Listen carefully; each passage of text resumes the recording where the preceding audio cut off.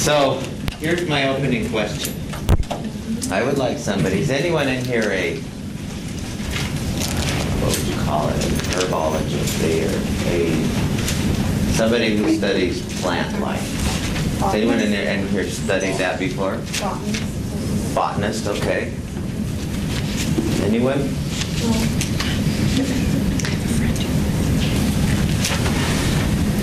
How many of you have ever planted a seed in the ground?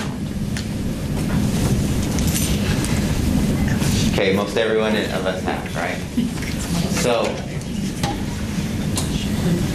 how do you explain the growth of that seed from the seed to an apple tree? How do you explain that? Somebody give it a shot. Oh, magic, good one. Come on, come on. We have to have some water. Okay, that's what you have to do. I'm talking about how do you get from a seed to a tree? I mean, how does the seed become a tree? Cell development. Okay, photosynthesis, cell development. What do you mean by those things? Those are big words, but what does that mean? That the seed is now this big and, you know, almost feels like plastic. And then 4 years later, there's apples coming off its branches. Grow through time. Grow through time. That doesn't explain what's happening. I want to know. I want to know what is it that makes that tree grow. Okay, light happens, but what makes the tree grow? Life. Oh, life. What do you mean? What do you mean? What do I mean? Laws of nature.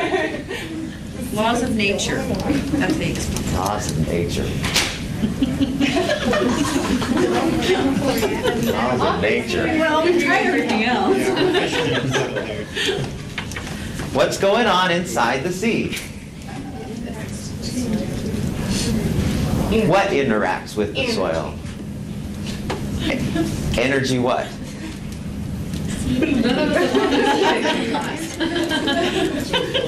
System might act as a catalyst to get the seed Respiration. facilitate CO2 being CO2 being broken into O2 and carbon for reaction in the seed.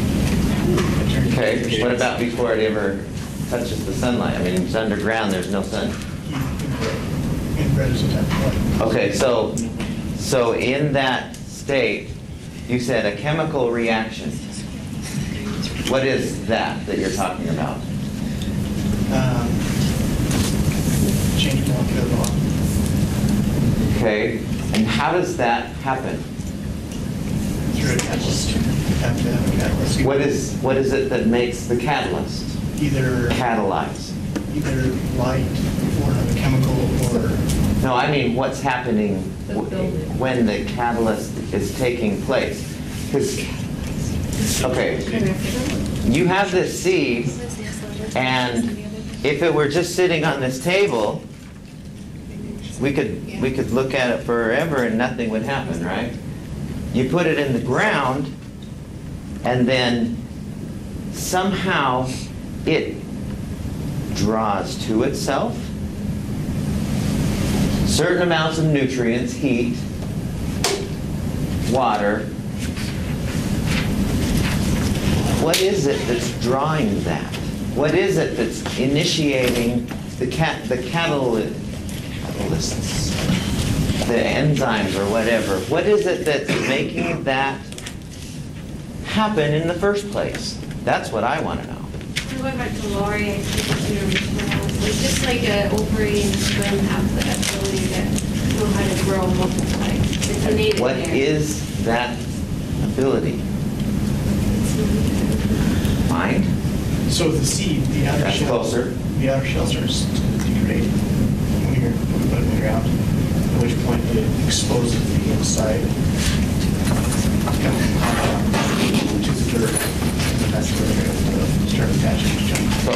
making all that happen? In other words, are you asking how does it know? Yeah. Yeah. How does it know to draw those things to it? In the spirit. Intelligence. What do we mean, intelligence? It's kind of mind-numbing when you think about it for a while. But Does it know? there is some inherent knowledge in that seed, yes? Yes. That is different than the seed itself. Like in the physical? Is that what Yeah. you're saying? Yeah. It would have to be because the seed sitting right here doesn't cause that reaction, but the seed in the ground knows, oh, well, I'm in the ground now, and there's stuff all around me. I'm going to soak up some of that stuff. I want to know what that I of that seed is. Okay? So there's question number 1 for the day.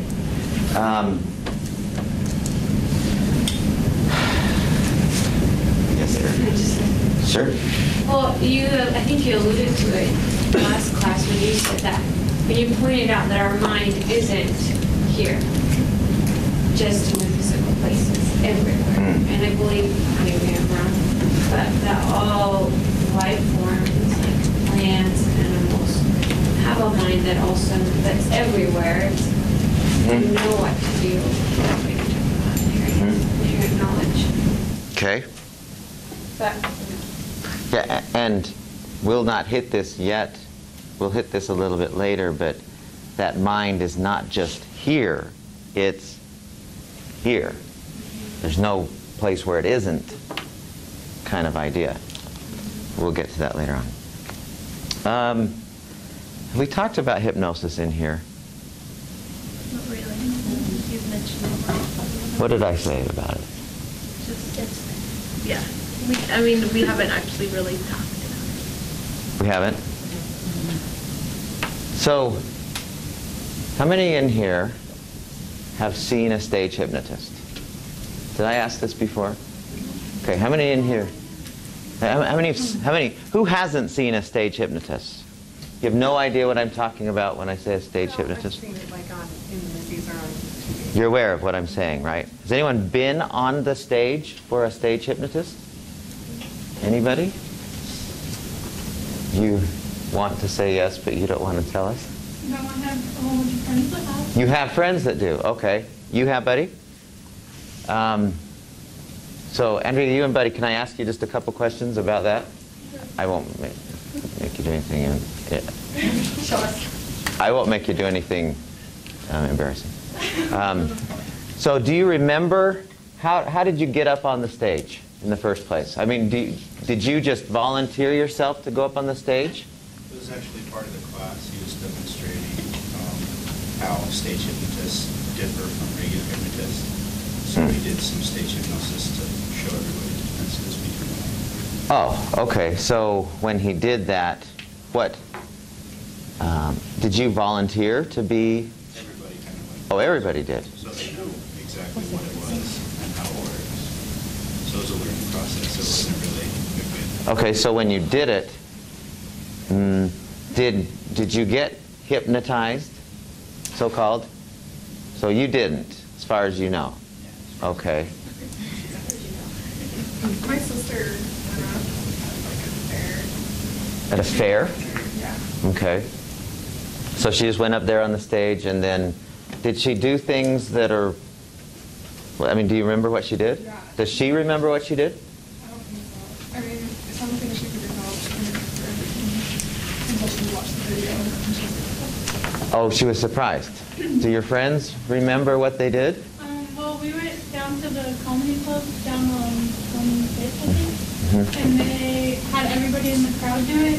And then my friend was sitting next to me, and she goes, "Dude, I could easily get hypnotized." And he told her to like point to her cheek or something. She pointed to her nose, like, because that's what he did. And so then I was like, "Dude, go up there and see what happened." And she did it, and she doesn't remember anything. So she volunteered.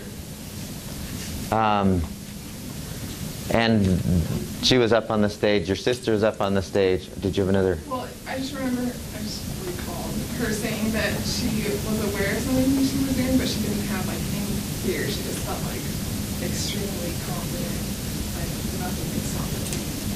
Okay.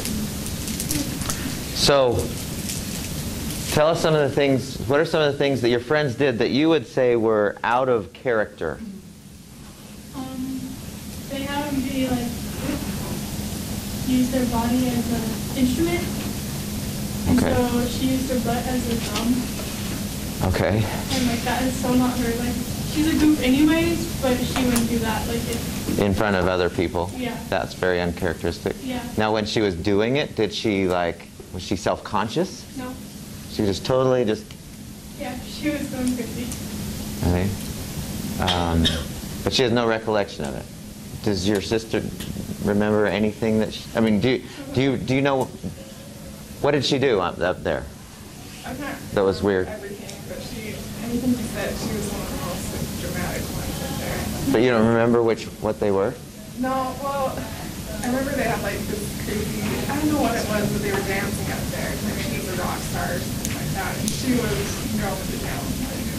She was, but, and that was uncharacteristic of her? She's pretty outgoing, but not like that. And was she self-conscious? No, not at all.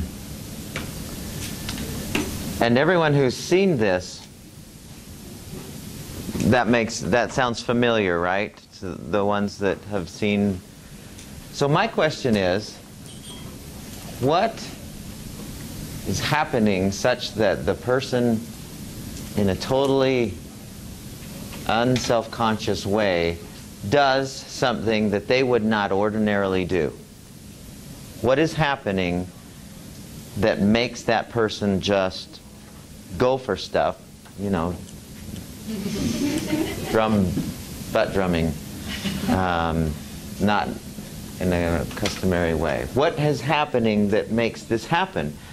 That they just relinquish their will and just do stuff. And I have seen people do things that, I mean, it's the most hilarious day of the year, watching stage hypnosis. There's nothing more entertaining, but I've seen people who have done things that are just,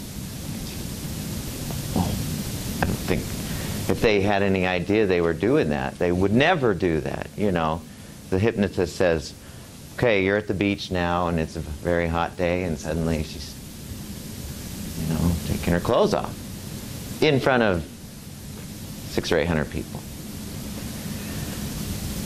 What's going on there? The station that I saw was at a fair afterwards. Actually went and bought a CD from him. Talking for about an hour and a half about what's going on in psychology. Mm-hmm. And what he was saying is that it's the removal of all the stage fright and basically sucking somebody into not caring what somebody else thinks. And so I asked him about kind of morality stuff, and he said that it is impossible for a hypnotized person to do something against a moral code. A social code is totally negotiable. A moral code, if you look morally wrong. But all you have to do is set up the scenario in their mind. Okay, you're in your bed with your wife or whatever, and the kids are in the next room, and he paints that picture, and there's somebody who's walking in your house now who's broken in, and there's a Louisville Slugger under your bed. He'll start, you know, he'll start whamming whoever with a bat for real, because the image in his mind is that somebody is threatening for real. So even that, if you set it up with the right scenario, I mean, if you told somebody, if you had them imagine in their mind, okay, you're taking a shower now, and that's the picture that they saw in their mind, then they would do shower things, even though morally they would never, you know, disrobe in front of a group of people. So that sounds good, but it's easy to, you can definitely create the rock star, you know, just going for it. You can create that scenario easily enough. And maybe I misunderstood what I asked him about those types of things. He said if it is a moral code, pieces, you have to, it'd be the same as arguing with somebody. Same as what? Arguing with somebody Arguing. to take the outside this moral code. If there's a moral code, there's a social code. You could set up a scenario, but if it's a moral code, it's pretty much impossible. Really? Unless you go through logic. That's what he said. I'm just. Okay. Well, and it doesn't matter. Yeah. That doesn't matter a whole lot for what we're interested in talking about here. But I'm interested in knowing why that happens, that somebody would go so far out of their character to do, you know, without any self-consciousness, without any, how do you explain that? So here's, and I'm gonna show you kind of a bit of a diagram, and this, when I first heard about this or first read it, this made perfect sense to me. The way this looks is kind of like this. We have, here's our conscious mind, and here, and I'm going to make this for, it's still too small. This is our subconscious mind. Now, we're going to get into this. We're going to explore what I'm talking about here. But the essence behind this is that the subconscious mind is a runner of programs. That's its job, to run programs. It's like a CD player or a cassette tape. It's like the tapes. It's like the CDs or the tapes in a cassette player. That's all it does, is run the programs that are programmed in there. Okay? Now, what the conscious mind, and we'll explore this more fully, but the conscious mind, so this subconscious mind is runs programs. That's all it does. Okay? But it runs them perfectly. And I'll explain what I mean by that. The conscious mind, on the other hand, that's our judgment, that's our analysis, that's our moral, that's our values, that's our, we're theorizing and conceptualizing and scrutinizing. We're taking an assessment of everything that's going on, and then we're making decisions about this, okay? When under normal circumstances, if a guy said, okay, buddy, you're at the beach now,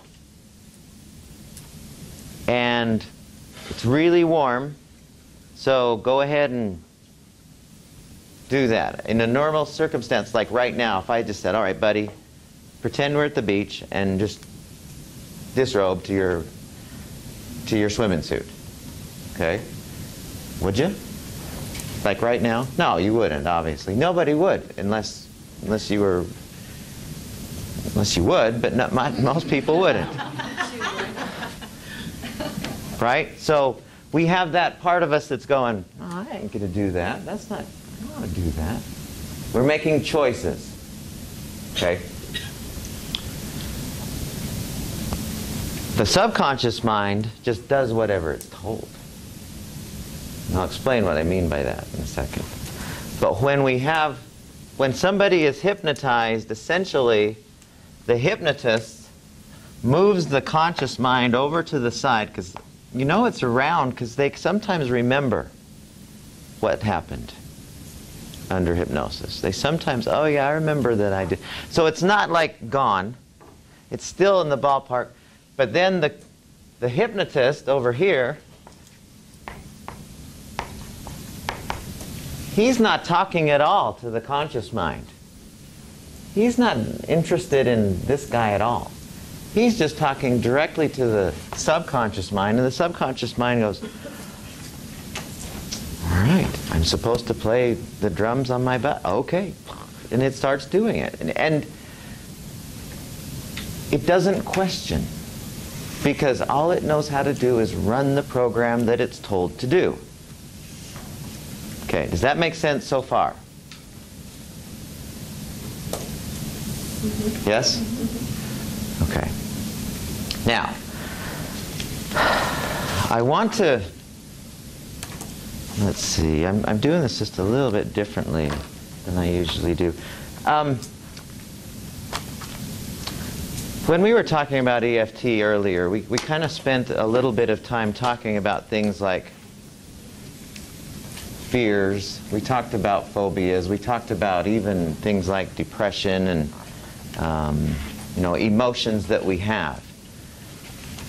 Have you ever had, I should say, how frequently do you find it where you suddenly feel just, you know, whatever, afraid, bummed, depressed, anxious, and you think to yourself, why am I feeling like that? There's nothing in my environment that's making me feel this way, yet I feel this way.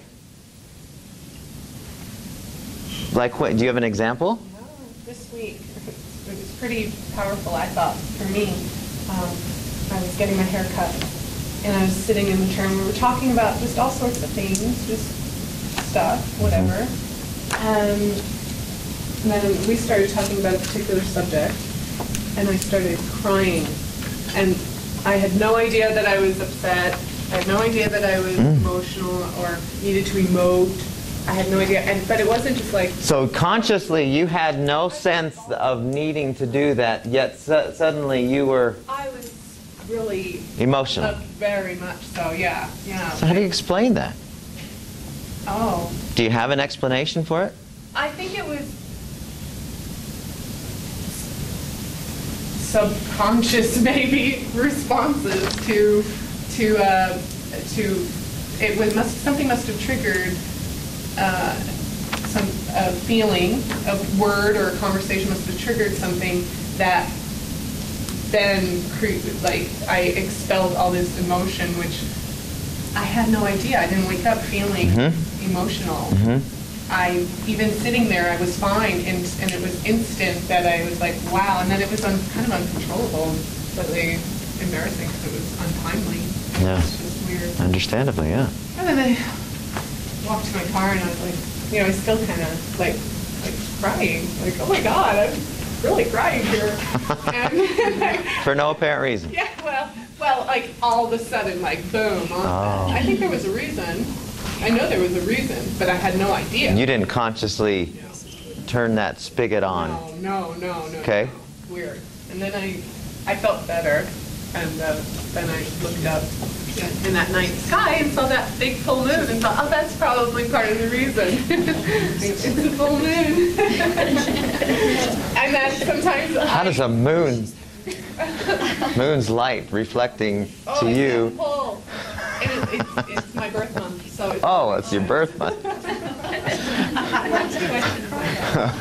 Anyway, come on. It happens. Sorry. I'm not the only one, right? Yeah. Oh, that's cool.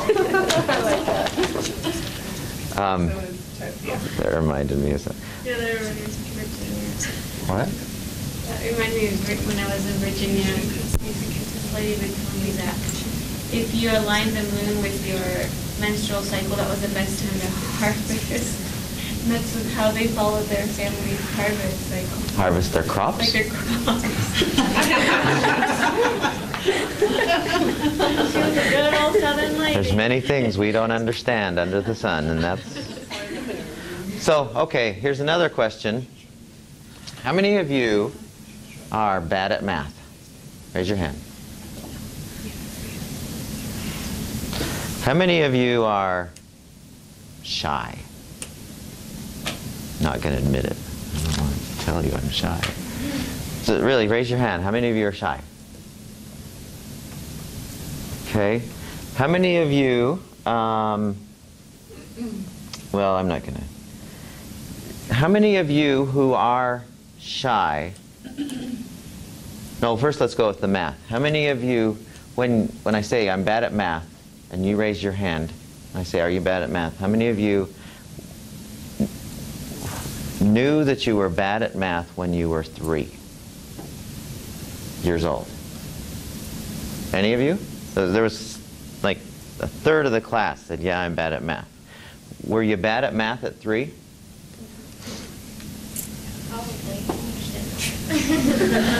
My mom used to tell me I did Sesame Street really well, and so I was shocked that I wasn't good at math.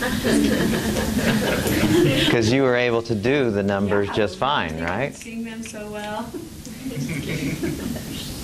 How many of you were shy when you were 4? Who were shy?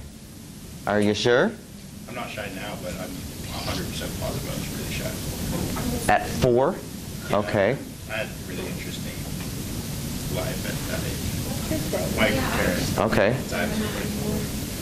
My question is this: were you born with bad at math genes? Is there such a thing? We don't want to relinquish our... We don't want to take responsibility for that, so yeah, it's my parents' fault. It's my grandparents' fault that I'm bad at math, right? There's no such thing as bad at math genes. Are you sure? Pretty sure.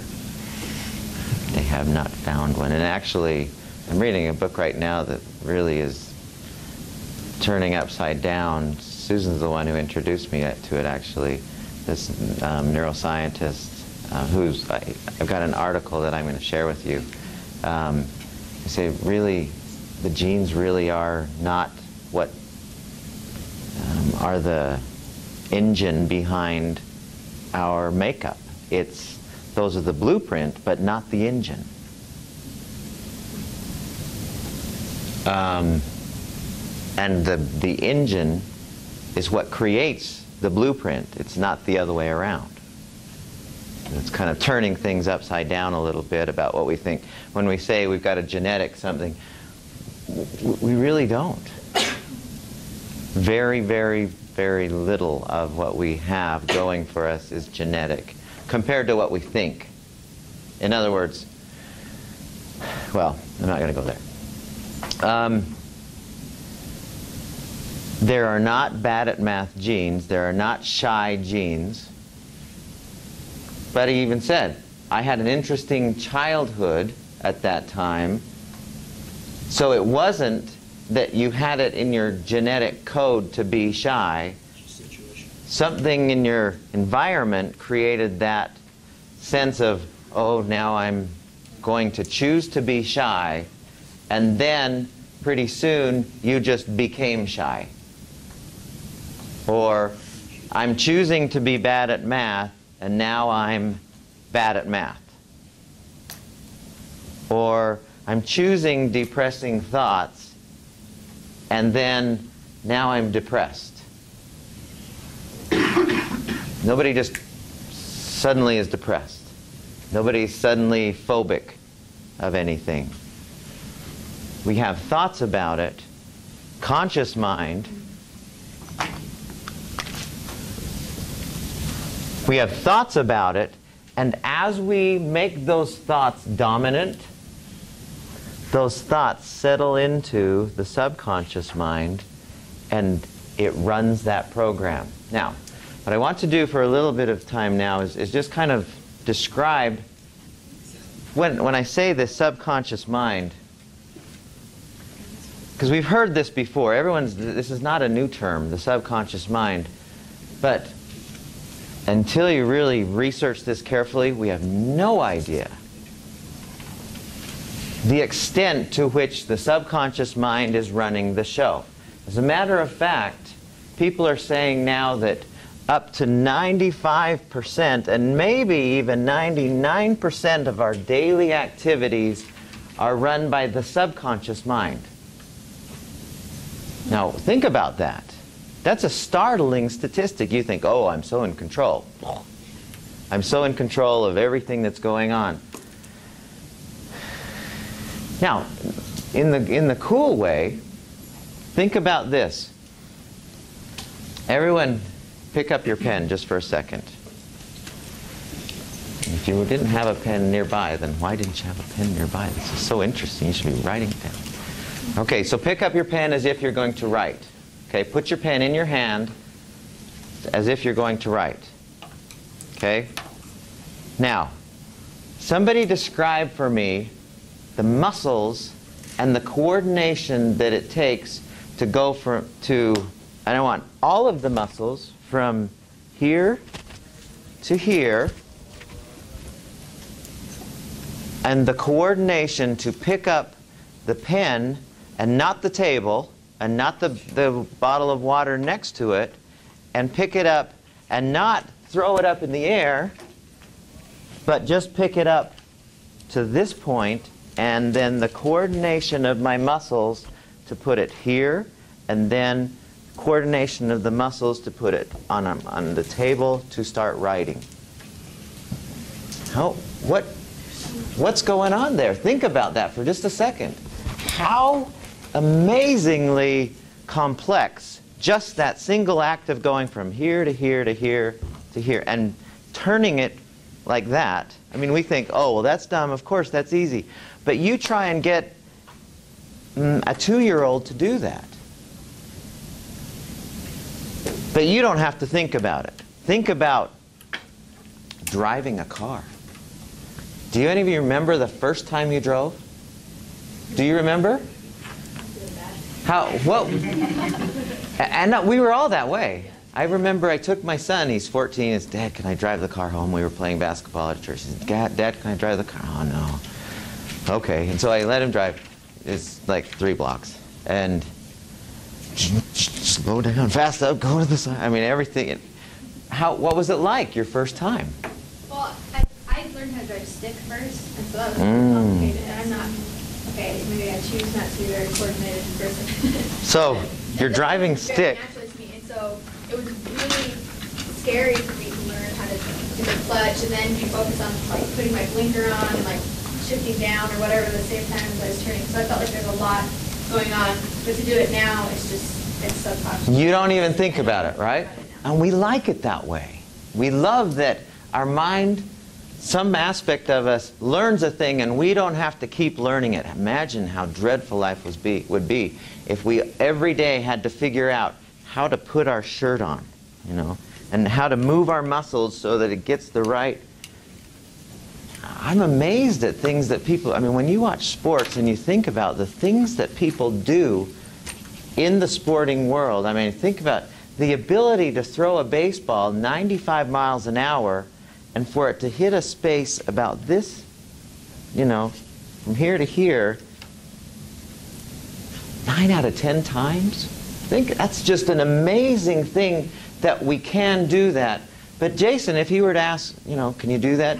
He would say, oh, sure. He doesn't even have to think about it. The rest of us, if we tried doing that, you know, we'd have to, okay, how do I hold the ball? Do I hold it like this? Do I hold it with 2 fingers? Do I hold it cross seams or with the seams? How do I bring my arm? It's a whole ton of complex physiology just to do a simple thing like throw a strike. So this is why we can say that really, I mean, if you think about it for a second, that is accurate. If you analyze all the things you do, all the way from getting up and getting out of bed to everything you do from the beginning of the day to the end. It's the most amazing thing.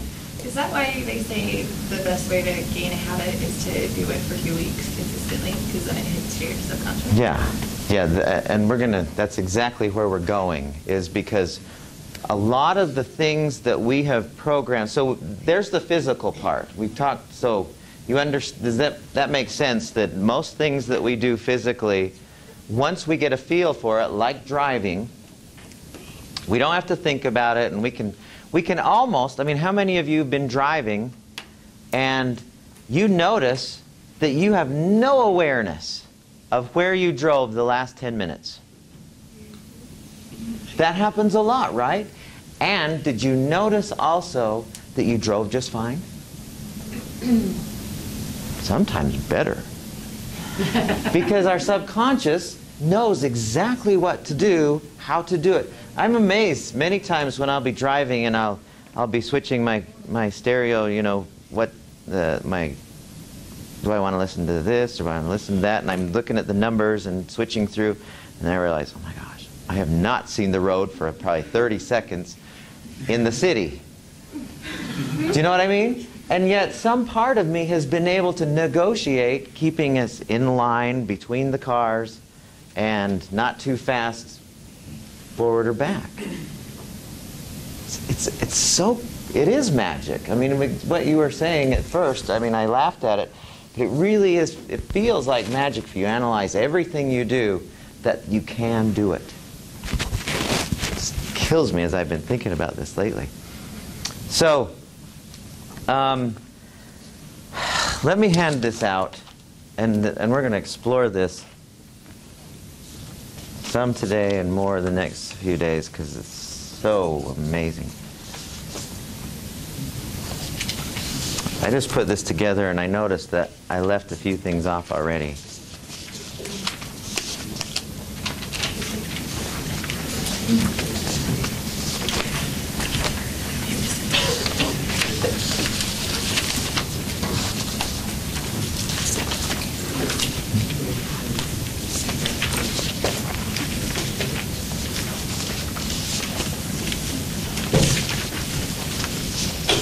Is there somebody? Oh, yeah, there. Okay. So I want to, one thing that I'd like you to add on the subconscious mind, and I left some spaces, and you could do it under, and we'll probably add some more still, but add, they have shown that when people are hypnotized in the, not the stage hypnosis, but in the hypnotherapist world, they've shown that when somebody's hypnotized, they have almost virtual perfect recall of things that they couldn't possibly remember when they're conscious. For example, and the one that comes to my mind is they showed that if they had somebody hypnotized and they were, and that person was, he said, the hypnotist would say, okay, let's go back to your birthday when you were 5, and you had a birthday party.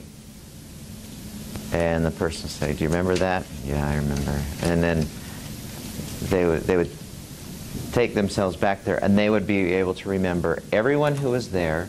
They'd be able to remember what they ate, what presents that person got. They'd be able to remember how many flowers are in the flower pot in front of the house and what the grass looked like that day. All of those things. The idea is, and what I would add to that subconscious mind is, you have perfect, or everything that's ever happened to you is still in there in a memory bank, whatever we want to call that. Okay, does that make sense? So why can't I remember my Pythagorean's theorem when I'm doing this test? Well, it's in there somewhere. We just haven't figured out how to access it very well. Did any of you remember Carl Jung? What do we know about him? He was very interesting. He was kind of a contemporary of Freud, but didn't buy into all the things that Freud was doing as far as therapeutically. But he talked about, he was very interested in the subconscious mind. And he said, this is how it looked for him, is he said it was kind of like an iceberg, right? And he said the iceberg has, what, 10%? And so he said this was your conscious mind. These guys are now saying it's less, but he said there was 10%, and then the iceberg goes down and 90%. Now he said he broke the subconscious mind into 2 parts. Do you remember does anyone remember what these parts were? Behaviors. What? Is it like behaviors and norms? Or? No. there was, he actually called it not subconscious but unconscious. And he called this one the personal unconscious. Do you remember what he said the other one was? Does anyone remember? You probably saw this for a minute in your psych whatever class, and it just went, because it wasn't interesting then. It'd be really interesting in this class. Collective? The collective unconscious, yeah. Now, this is where this personal unconscious has to do with everything that has ever happened to you personally is in that memory bank. That's kind of what partly he was referring to here. He said, all of the events in your life are still locked away in there, and you can access them if you want to. And this is where a lot of our challenges, a lot of our problems emotionally, they get stored in here. They get stored in there, and like when you're getting your hair cut, out of the blue, suddenly you're crying, you can't figure out why, or you're shy for no apparent reason. There's no reason to be shy, except that you've chosen to be, or you're running the program of shy. You just are. Well, you aren't, but your subconscious mind that's running the show is. So you really can't help it. Unless you can. But we don't think, and I say that because, you know, when I said, how many of you are bad at math? You know, you don't even question that. Of course I'm bad at math. Look what I do.